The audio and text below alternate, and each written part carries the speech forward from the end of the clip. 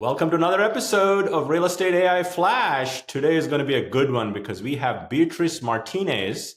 I think she resides in San Juan, Puerto Rico, but her business is in Vail. She's studied in Miami.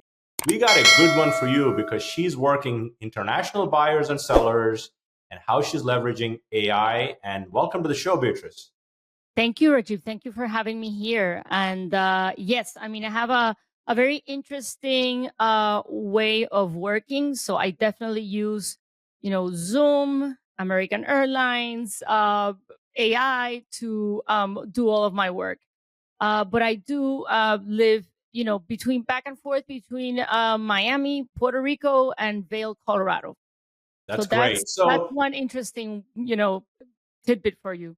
for sure, for sure. And I'd love for you to share with our listeners about your journey to get to this point, your backstory, what attracted you to real estate. And I know you have a bachelor's in communication. Is it from Syracuse? It's BFA, Bachelor of Fine Arts, but yeah. I mean, and if you want to, I'll give you my Yeah. background, which is interesting.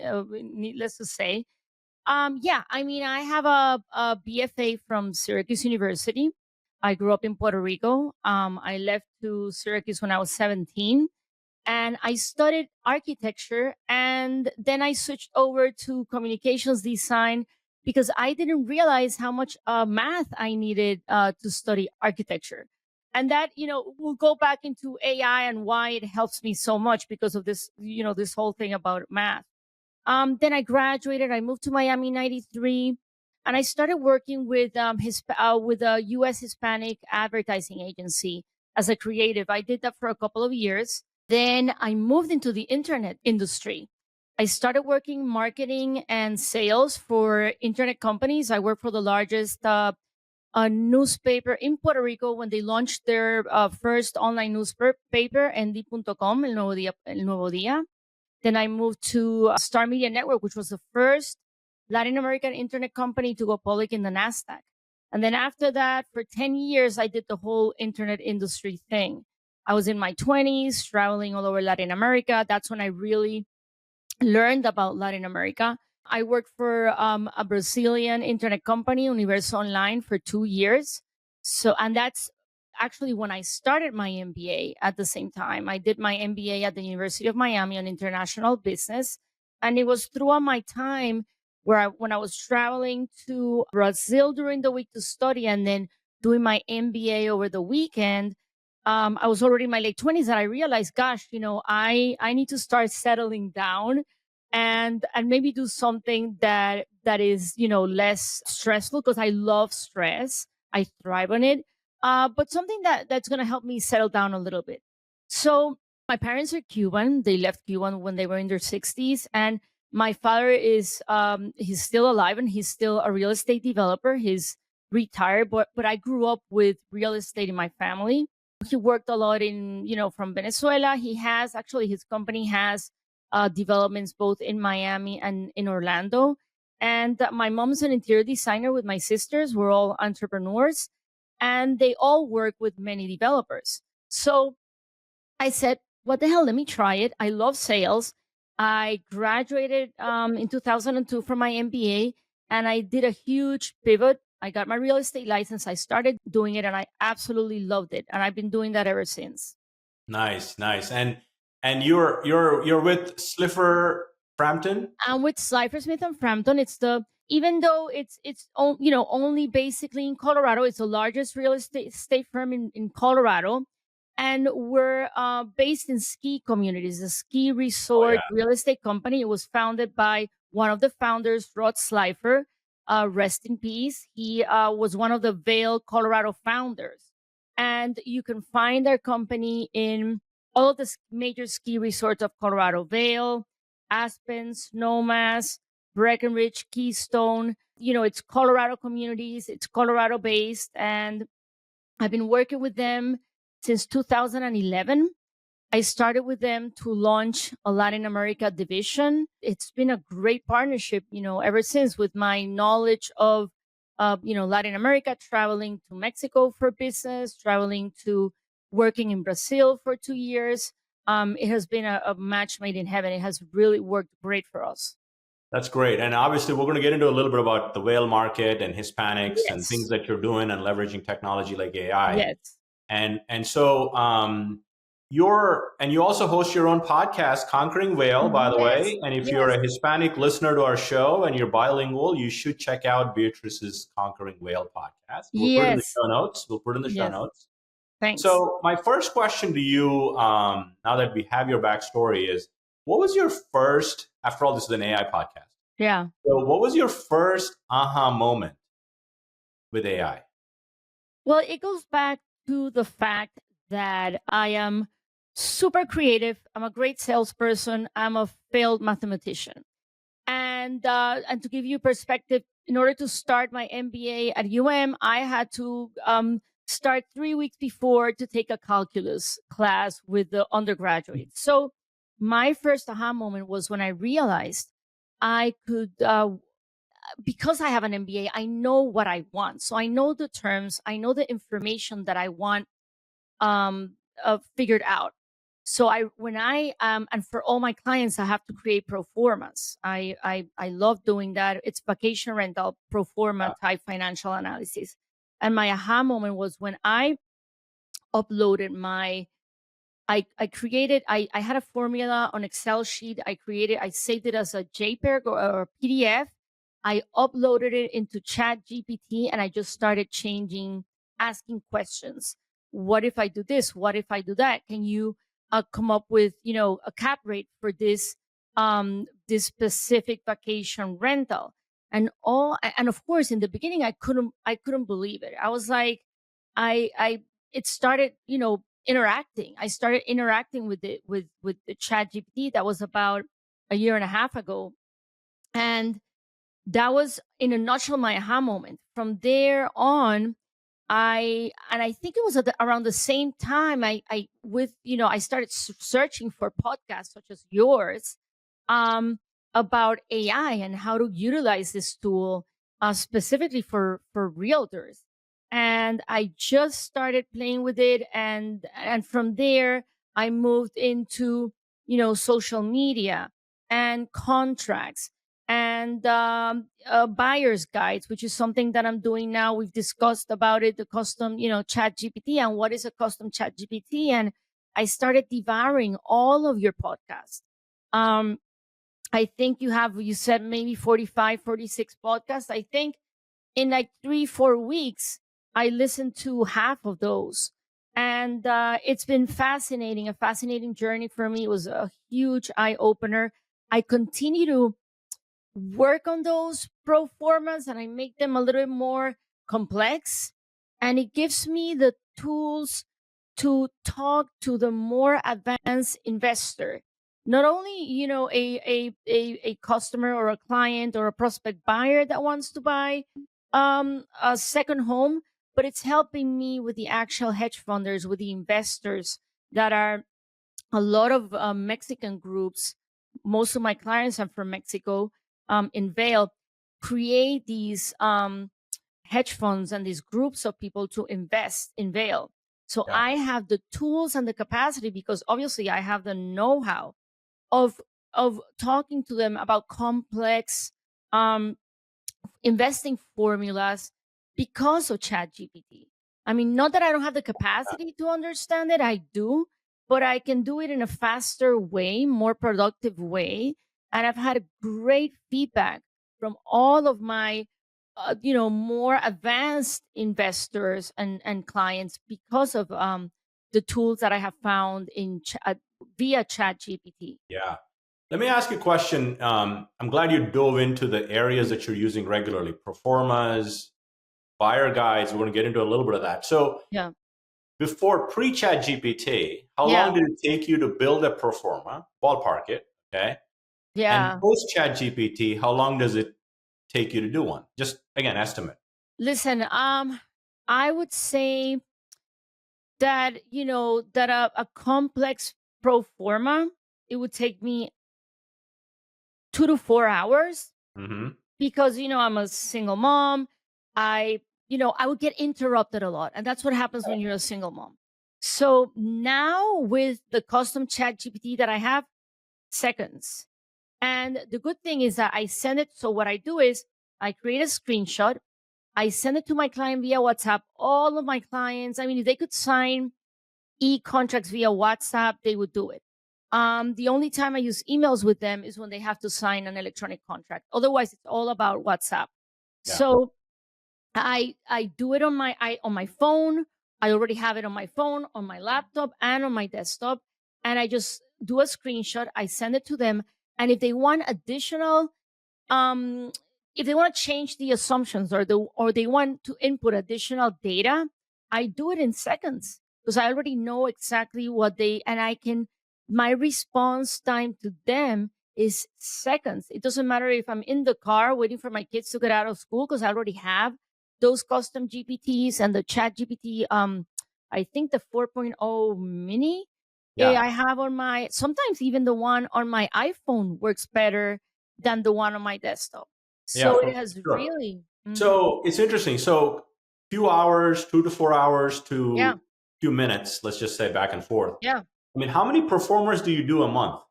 I would say about 40 to 50 pro Ooh, formas a month because Rajiv in Vail, because it's a resort, sure. Vacation rentals. Yeah. it's resort real estate.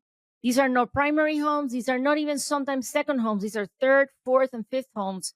And it doesn't matter how much they love Vail, even the one that only wants to buy because they want to bring their kids to Vail and create the memories and the legacy. They do want the bottom line and they do. My clients are very, they're all on business people. Yeah. And affluent folks are actually sometimes more careful with their investments and their money than anybody else. Yeah. And they're more sophisticated. Yeah. So I have to do pro formas in pretty much in every deal or every prospect buyer that I have. Definitely. What I love about what you just shared was you do it, let's just say 40 performers a month, give or take. Yeah. And then let's just say each of them takes 3 hours. Let's average 2 to 4. That's 120 hours a month Yeah. pre Yeah. Chat GPT. And post Chat GPT, it's a couple of hours. A couple of hours. Right. And A so that, couple of and, hours. and then the biggest thing that I've always believed that you embrace transformative technology like AI is because it frees up the time. That 100-hour block that you just freed up, now you can spend time as a single mom with your kids, having better or scale your business or a combination thereof. And I've always believed AI is your affordable leverage only if you know how to use it effectively. And you've demonstrated that to the Performer Expert. Great work, by the way. And you mentioned something very interesting is I've always spent time with my kids. I couldn't scale. I couldn't figure out a way to scale my business. 100%. And that's exactly, Rajiv, what I have been able to do, scale my business. I'm now really, that's why I was able to start my podcast. I've had an idea and a vision for a podcast for years, and I couldn't find, I couldn't find the time to do it. Of course, I really found a great producer as well that helps me a lot. Um, Actually, a shout out to him, Jeronimo Quintero from RSS Mexico. But 100%, and not only on the pro formas, on the other things that I'm using AI for, including my podcast, for the scripts for my Oh, podcast. yeah, definitely. I mean, like just you and I host a podcast. We use a Yeah. plethora of AI tools to make it so efficient that even the platform we're recording on, Riverside, has AI built in, Yes. clips, all of that. So let's get to your home Yeah. buyer's guide, which I love the Yes. concept of what you did with it, Yeah. especially addressing the bilingual nature of your clientele. So talk us through what you did there with AI. So it's funny because you and I talked about it a couple of weeks ago, and finally I finished it this morning. It's funny because all of my marketing, Rajiv, is in Spanish. All Yeah. my social media, all of my marketing. I am truly bilingual, so a lot of the times I think in English, and with Chat GPT, I prompt everything in English. But at the very end, and now he knows or she knows, I don't know, it knows that I am Beatriz Martinez, that I work in Vail, but all of my clients are Spanish speakers. So at the end, I always remind ChatGPT, please, all of this, remember, has to be in Spanish. I mean, not the pro forma because the numbers are numbers, But with the podcast and the social media and the reels, I prompt, Chat GPT. And that's going back to the custom GPT and the buyer's guide. That's what I did this morning. I finally sat down and I said, I'm just going to do it. I'm going to sit here and I'm going to do it. And I'm not going to leave my laptop until I do. And I prompted it all in English. This is what I do. I know all the questions that they ask me by heart. These are all the questions, yada, yada, yada. And I want all the answers to be in Spanish. When I finish, I think I prompted it like maybe 10 or 15 questions. Oh, and I tell ChatGPT, please use a neutral Spanish. Because in the beginning, I would prompt ChatGPT. Most of my clients are Mexican, and then it started using a language that it was too informal. Then I decided, and I realized after a lot of examples, and I realized that I had to prompt it use a neutral Spanish.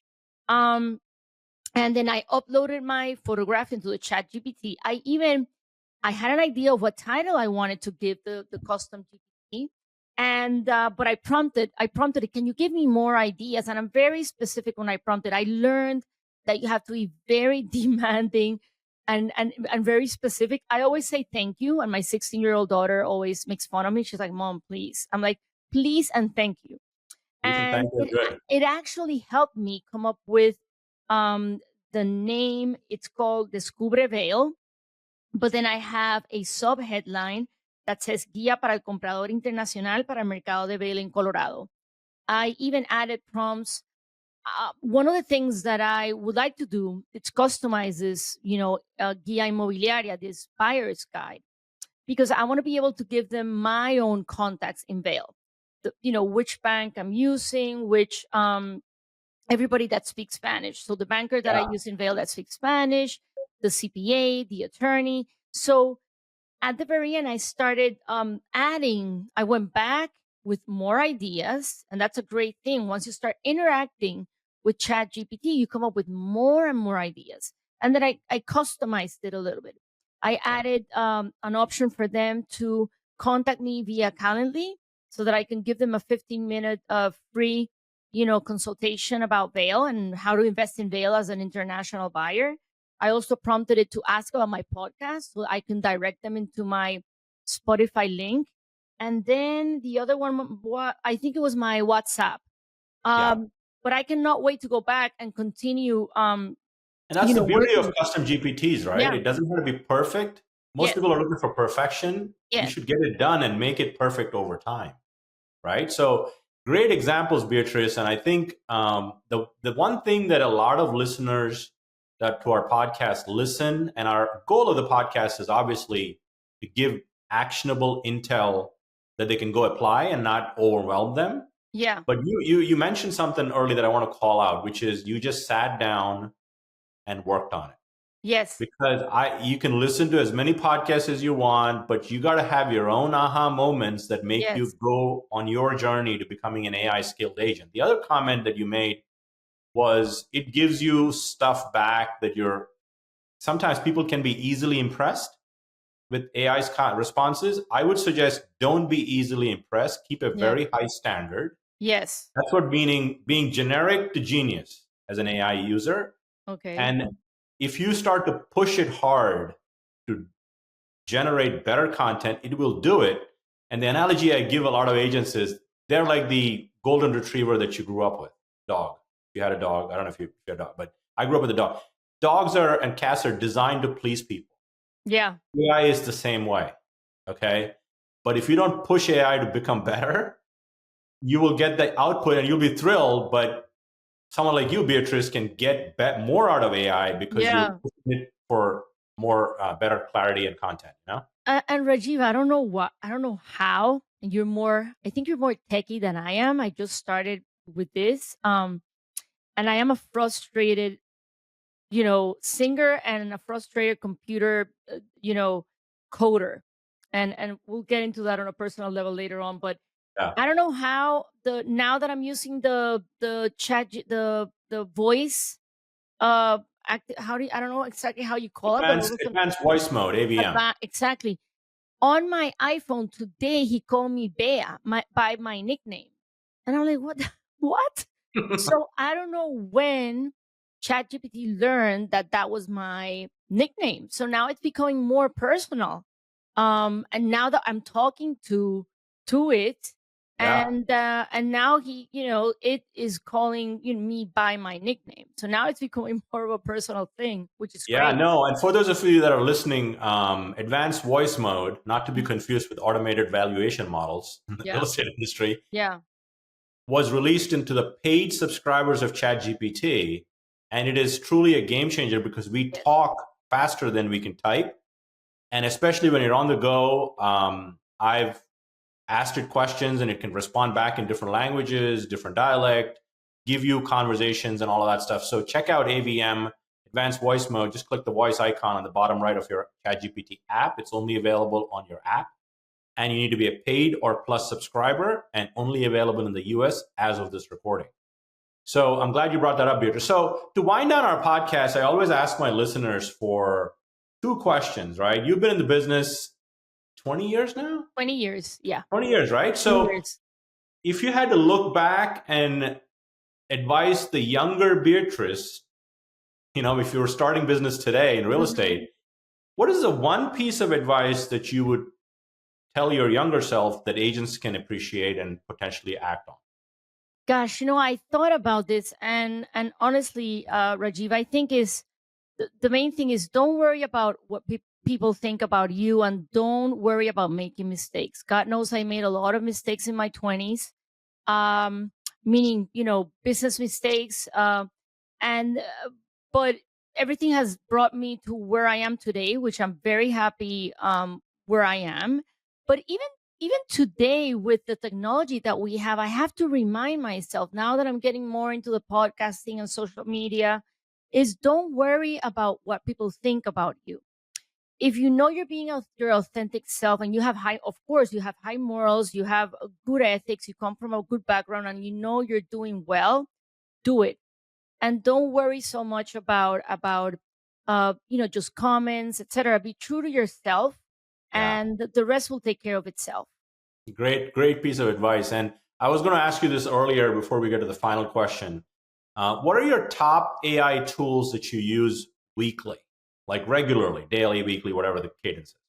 I think I'm seeing a lot of AI tools coming into our everyday Yeah, lives, right? I mean, Chat GPT Plus, I bought it the first day I knew about, yeah, but I found out about Chat GPT through my friend Frank Rivera. I have to give him a shout out as yeah. well.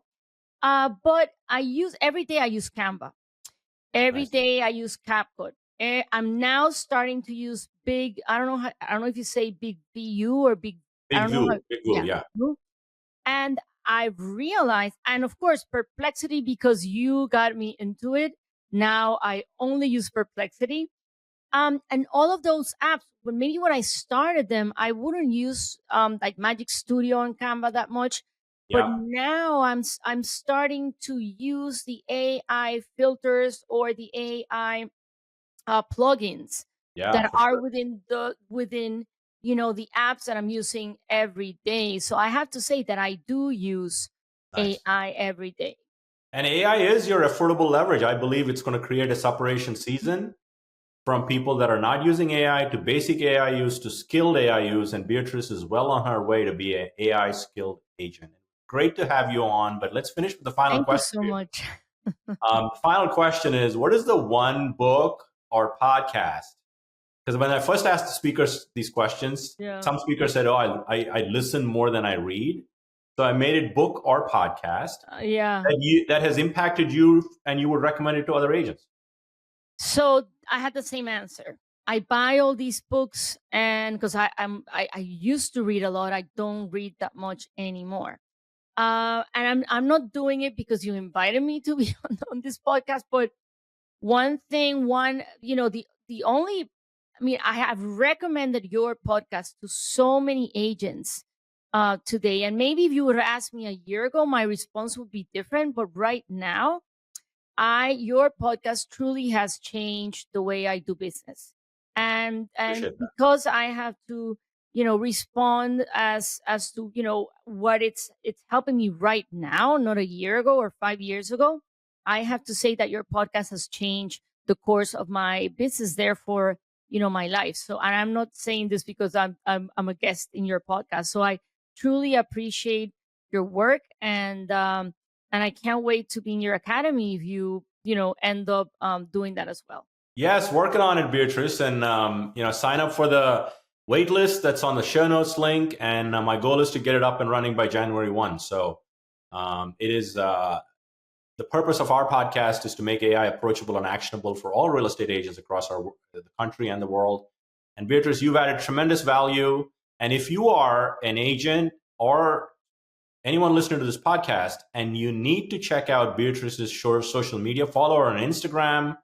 She is a great follow. And if you're Hispanic, you should listen to Conquering Vale, a podcast from Beatrice. Yes. And now I know someone in San Juan, Puerto Rico, someone that has connections in Miami, and of course, Vail, Colorado. Beatrice, it was great having you on the show. We'll be in touch. Thank you for having me.